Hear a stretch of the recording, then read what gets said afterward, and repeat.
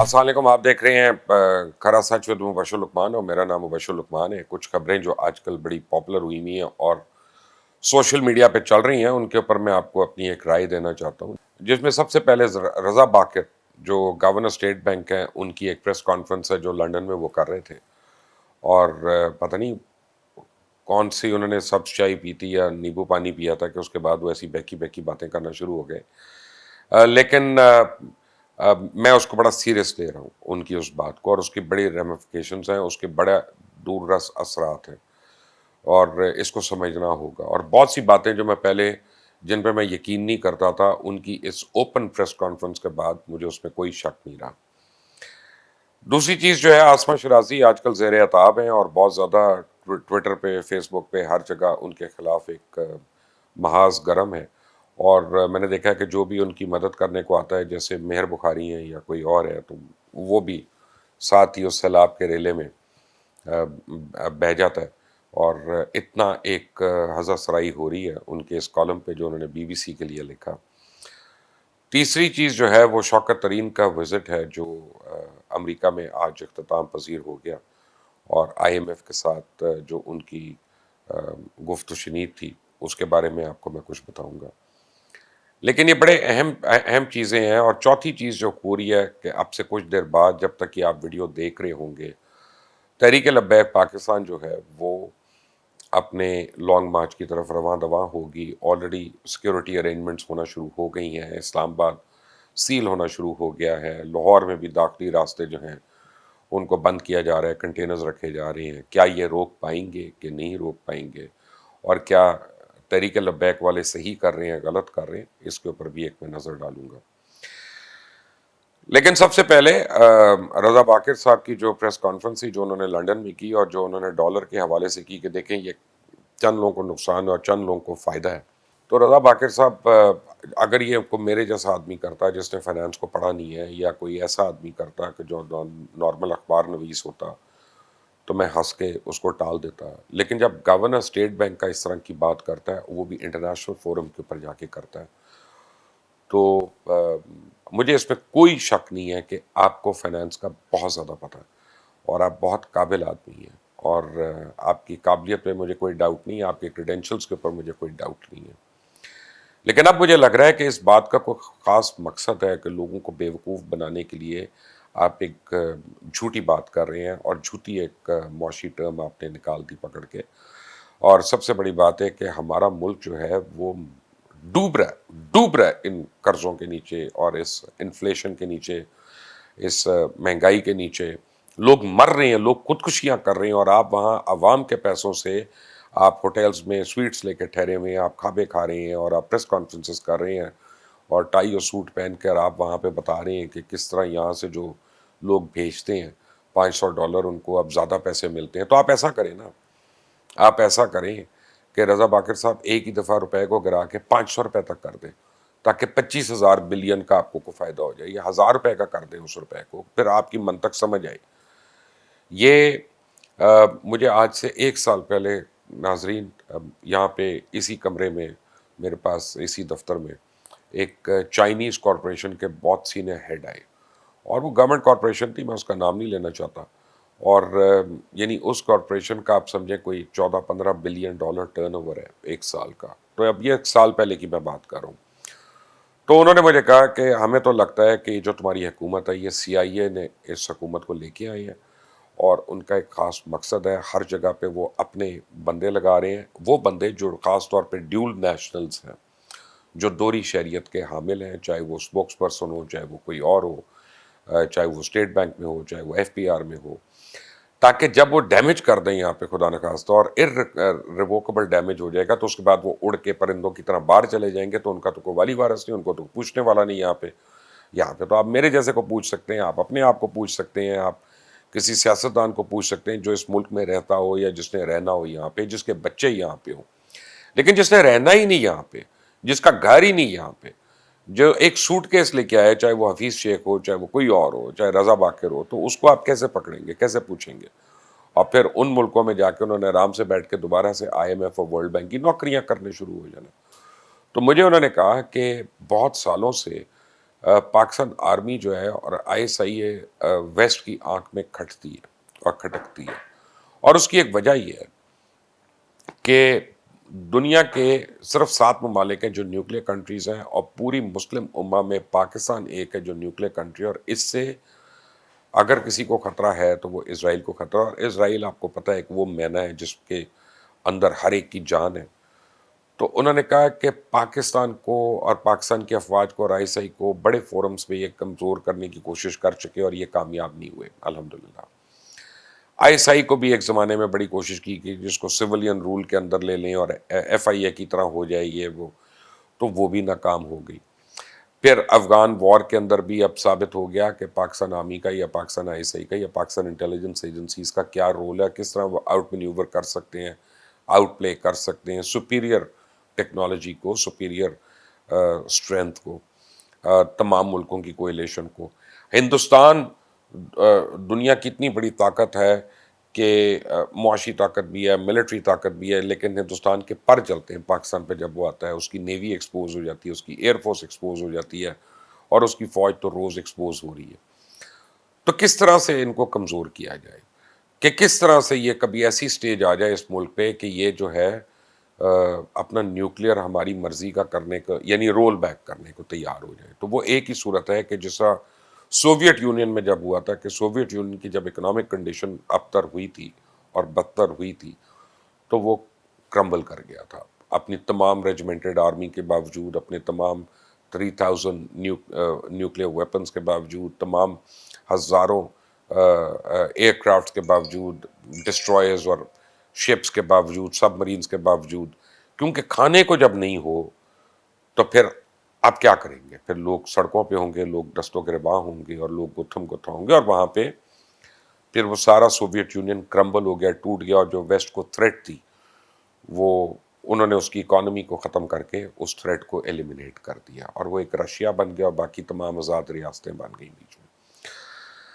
تو اب خدا نہ خواستہ انہوں نے کہا، اس چائنیز نے مجھے کہا کہ ہمیں لگتا ہے کہ پاکستان کے اندر بھی ایسے ہی، کیونکہ پاکستان کی لائف لائن ہے سی پیک، اور پچھلے 3 سال میں ابھی تک سی پیک کے اوپر صرف 2% کام ہوا ہے، صرف 2% کام ہوا ہے۔ اور یہ میں کوئی ڈھکی چھپی بات نہیں کر رہا، میں کوئی ایسے اعداد و شمار نہیں دے رہا کہ جو بڑے حیران کن ہیں۔ سی پیک اتھارٹی نہیں ہے آپ کے ملک میں، جو ایک چیئرمین تھے سی پیک کے عاصم نواز صاحب، وہ بھی فارغ ہو چکے ہیں، وہ بھی استعفیٰ دے چکے ہیں، اس کے ممبرز ہی نہیں ہیں۔ تو جب اتھارٹی ہی نہیں تو آپ سوچ رہے ہیں کہ کتنا کام ہو رہا ہوگا یا کیا کام ہو رہا ہوگا۔ اس کے بعد یعنی ہر روز ہماری جو اجناس کی قیمتوں میں جس طرح اضافہ ہو رہا ہے، جس طرح ہماری دوائیوں کی قیمت میں اضافہ ہو رہا ہے، ایک تو اضافہ ہے جو عالمی برادری کی وجہ سے ہے، لیکن دیکھیں جب آپ ایگریکلچر جیسی چیز، آپ ایگریکلچرل کنٹری ہیں، اور اگر آپ اس کی حفاظت نہیں کر سکتے اور آپ اپنی اجناس کو نارملائز نہیں کر سکتے، تو یہ باتیں اپنی تسلی دینے کے لیے اپنے آپ کو بڑی بہتر ہے۔ آپ دیکھیں نا IMF کو چھوڑ دیں ایک لمحے کے لیے، فاٹف لے لیں۔ اب یہ تو وہ ڈٹائی والی بات ہے کہ آپ کہیں کہ جی فاٹف نے گرے لسٹ میں رکھا پاکستان کو، تو گرے کے تو 50 شیڈز ہوتے ہیں، آپ نے فلم نہیں دیکھی 50 شیڈز آف گرے؟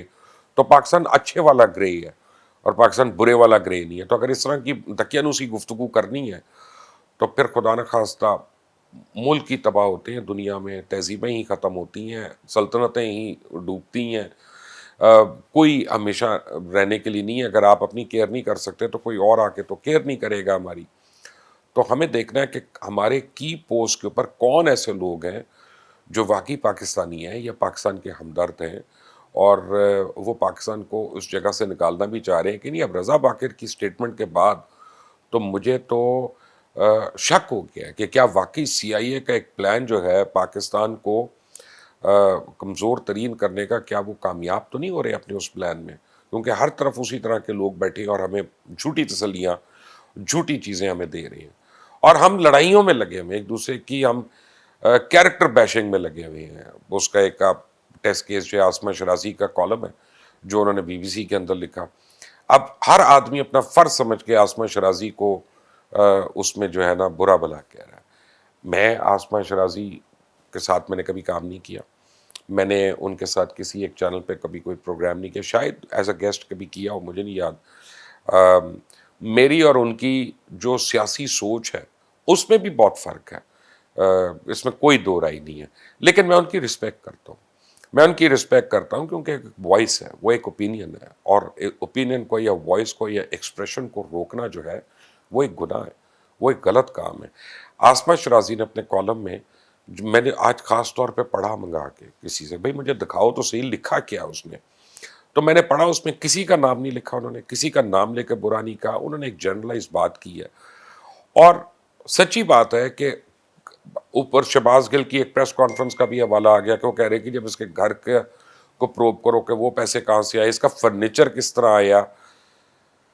شہباز گل صاحب، آپ حکومت میں، آپ حکمران ہیں، آپ کا کام ہے پروب کرنا، آپ کا کام پریس کانفرنسز کرنا نہیں ہے صرف۔ آپ لوگ پھر اگر حکومت نہیں ایکشن لیتی تو پھر کسی کا کوئی تعلق نہیں، کسی کا کوئی قصور نہیں۔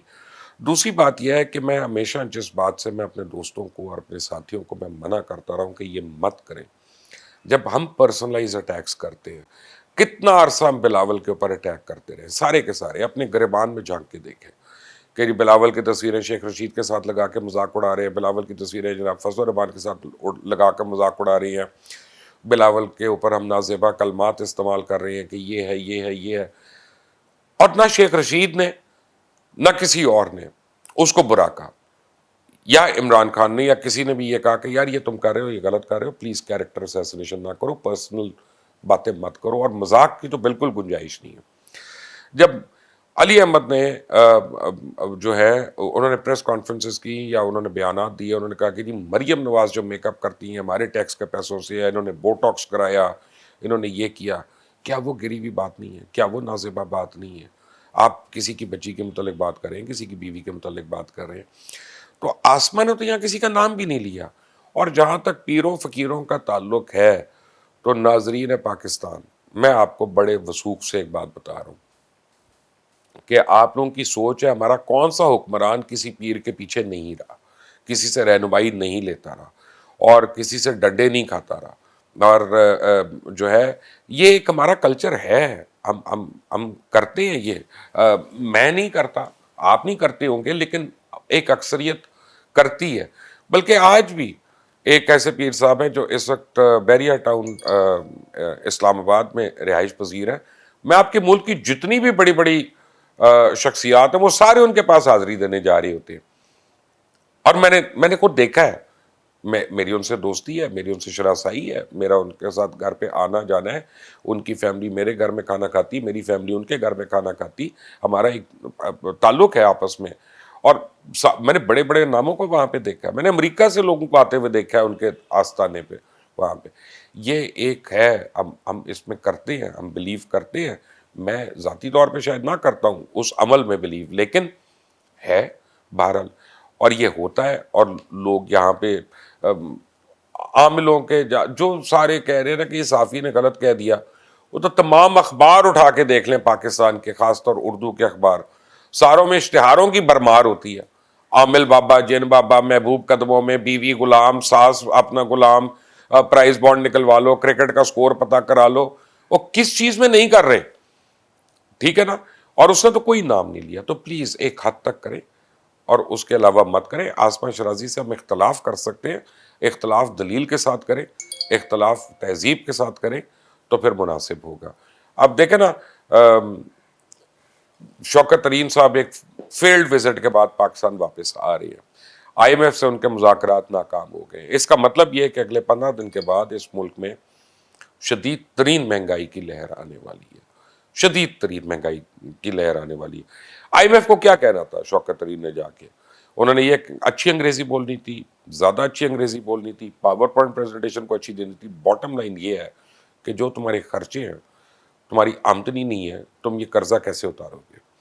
تو آپ نے وہ اپنے خرچے کم کر کے بتانا تھا، وہ آپ نہیں بتا سکے۔ آپ اپنی سبسڈیز کم کر کے بتانا ہے، وہ آپ اب شوکت ترین نے یہ تو نہیں آئی ایم ایف کو بتایا نا کہ ہم نے پیٹرول مہنگا کر دیا، گھی مہنگا کر دیا، لوگوں کی کمر ٹوٹ گئی، لیکن 2017 سے الحمدللہ پاکستان میں آج تک سگریٹ کی قیمت میں اضافہ نہیں ہوا، وہ وہی ہے۔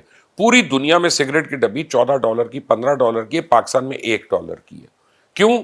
کیونکہ ہم $6.5 بلین ہمیں سال کا اچھا لگتا ہے خرچ کرنا، پلمنری ڈیزیزز کے اوپر، بیماریوں کے اوپر، ان اسپتالوں کے اوپر اپنے. ہمارے 1200 بچے روزانہ سگریٹ نوشی کرنا شروع کر دیتے ہیں. ہمیں پسند ہے اس لیے ہم اور سستے سگریٹ دے رہی ہیں. اس پہ نہیں ٹیکس لگانا، اس پہ نہیں ہم نے بڑھانا، لیکن ہم نے پیٹرول پہ لگا دینا جس سے غریب آدمی جو ہے اس کی کمر ٹوٹ جائے، کیونکہ اس نے ویگن پہ جانا ہے، اس نے بس پہ جانا ہے. اس کا کرایہ جب مہنگا ہوگا تو بیچارہ وہ 15,000 20,000 25,000 میں کتنا کو گزارا کرے گا، کھائے گا کیا، لگائے گا کیا اور کرے گا کیا. تو اس میں تو فیل ہو گئے. شوکت ترین صاحب میرے اچھے دوست، واقف تھے، ابھی بھی ہیں، لیکن میرے سے تو بڑا ناراض ہے کیونکہ میں نے خبر دے دی تھی کہ ان کا بینک بک رہا ہے. سلک بینک کے وہ مالک ہے. اب سلک بینک بک رہا ہے اور سلک بینک جو ہے اس میں 7.5 بلین کا کھڈا ہے. 7.5 بلین کا کھڈا ہے اور اس کے ایسٹس نہیں ہیں، اس کی ایک بڑی کمزور پتلی حالت ہے اور اس پہ وہ بک رہا ہے. جب میں نے یہ خبر دی تو میرے سے ناراض ہو گئے کہ تمہارے سے یہ امید نہیں تھی مجھے. میں یہ کہہ رہا ہوں کہ جو آدمی اپنا ذاتی بینک نہیں چلا سکا وہ ملک کا بینک کیسے چلائے گا، وہ ملک کیسے چلائے گا. تو اب وزیر بننے کے لیے سب سے پہلی شرط یہ رکھی تھی کہ نیب میرے اوپر کیسز ختم کر دے. یہ کیا شرائط ہے اور یہ کیا مطلب ہے؟ نیب کے کیسز کیوں بنے ہوں گے ان کے اوپر؟ اس کا مطلب کہ گپلے کی ہوں گے آپ نے. تو جب یہ آپ کی کیریکٹر ٹریٹس ہوں تو آپ کیسے، آپ کو اس ملک کی اکانومی کے ساتھ ٹرسٹ کیا جا سکتا ہے؟ اب ٹرسٹ فیکٹر ہے جو تحریک لبیک والوں کو مسنگ لگ رہا ہے. وہ کہہ رہے 3 باری حکومت سے ہمارے مذاکرات ہو چکے ہیں اور تینوں باری ریٹن مذاکرات ہوئے اور تینوں باری مذاکرات سے حکومت پھری ہے. تو ہماری تو ڈیمانڈز وہی ہیں جو پہلے دن تھی، جائز تھیں یا ناجائز تھیں، لیکن آپ نے ان پہ ایگری کیا تھا. تو آج سے جب وہ شروع کریں گے تو ہم 2 سائڈیں بن جائے گی. ایک وہ جو ہم ان کی سائڈ لیں گے، ایک وہ جو ہم ان کے خلاف بات کریں گے کہ دیکھو مولوی جو ہیں یہ کرتے وہ کرتے وہ کرتے. حقیقت میں ٹی ایل پی آج جو کرنے جا رہی ہے وہ تحریک انصاف بھی کر چکی ہے، وہ نون لیگ بھی کر چکی ہے، وہ پیپلز پارٹی بھی کر چکی ہے، لانگ مارچ وہ جماعت اسلامی بھی کر چکی ہے. تو لانگ مارچ میں تو کوئی غلط بات نہیں، غیر آئینی بات نہیں. آپ نے ان کو بغیر کسی وجہ کے کالعدم کہہ دیا، جبکہ ان سے زیادہ قتل کرنے والی جماعت جو تھی یا جو کہا جاتا ہے، ہمیں بتایا جاتا ہے، وہ تو ایم کیو ایم تھی. ایم کیو ایم کو تو کالعدم نہیں کیا ہم نے. ایم کیو ایم لنڈن کو کالعدم کر دیا. وہ لوگوں بھی وہی استعمال کر رہے ہیں، نام بھی وہی استعمال کر رہے ہیں، جھنڈا بھی وہی استعمال کر رہے ہیں، لیکن وہ رہیں گے، یہ نہیں رہیں گے. تو یہ دوہرا معیار اور دوہرا قانون جو ہے نا، اس کو ختم کرے. ہائی کورٹ نے 2 دفعہ، سپریم کورٹ نے جناب سعد رضوی صاحب کی رہائی کا حکم دے دیا. ہم نہیں مان رہے، ہم نئے پرچے کر رہے ہیں ان پہ دہشت گردی کے تحت. اور جبکہ سپریم کورٹ کی اپنی ججمنٹ ہے، جسٹس آصف سعید کھوسہ کی ججمنٹ ہے کہ دہشت گردی کا ایکٹ بغیر وجہ کے نہیں لگے گا انلیس اس کا ٹینجبل ایویڈنس نہ ہو. تو سعد رضوی کو کسی نے نہیں دیکھا گولی چلاتے ہوئے، سعد رضوی کو کسی نے نہیں دیکھا آگ لگاتے ہوئے، سعد رضوی صاحب کو کسی نے نہیں دیکھا کوئی غلط کام کرتے، کسی کو مارتے ہوئے، کسی کو دھمکی دیتے ہوئے. تو پھر آپ دہشت گردی کا پرچہ کیسے کاٹ رہے ہیں ان پہ؟ آپ نامعلوم افراد پہ کاٹتے ہیں اور اس کی لپیٹ میں آپ 4 شیڈول میں ہر ایک کو ڈال دیتے ہیں. تو جب آپ اتنی گھٹن کریں گے تو لوگ پھر ری ایکٹ کریں گے. تو میں حکومت کو اور حکمرانوں کو آج ریکویسٹ کروں گا آخر میں کہ please leave and let live. یہ ملک آپ کا بھی ہے، یہ ملک ہمارا بھی ہے، اور یہ ملک ہر محنت کش کا ہے، ہر دہقاں کا ہے، ہر پسینہ بہانے والے کا ہے جو اس ملک کے لیے کرتا ہے. یہ کسی کی میراث نہیں ہے، یہ ہم سب کی ہے. تو اور پلیز اس میں جو ہے نا لوگوں کو زندہ رہنے کی امید دیں، کجا اس کے کہ ان کو روز ہم کردار کشی کر کے ان کو مارنے کی کوشش کرتے رہیں. آپ دیکھ رہے ہیں کھرا سچ ود مبشر لقمان. اس کو سبسکرائب کریں، بیل آئیکن پریس کریں. اللہ حافظ.